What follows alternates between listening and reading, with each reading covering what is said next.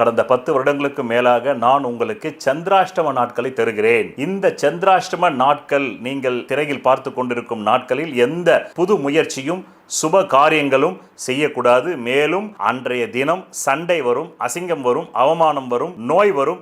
எச்சரிக்கையாக இருந்து இந்த நாட்களில் எந்த புது முயற்சிகளையும் புது வியாபாரங்களும் தொடங்காமல் இருந்தால் நல்லது. தொடங்கினால் பிற்காலத்தில் அது நட்டமாகிவிடும். உங்களுக்கு பிரதி மாதம் பணவரவு நாட்கள் தருகிறேன்.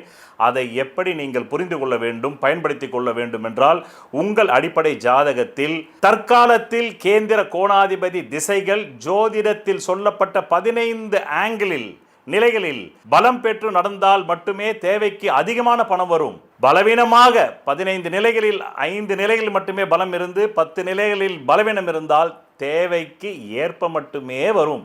அது கூட இல்லை என்றால் தேவைக்கு மிக மிக குறைவாக வரும். இந்த திசை இல்லாமல் வேறு எந்த திசை உங்கள் ஜாதகத்தில் நடந்தாலும். நன்றி, வணக்கம்.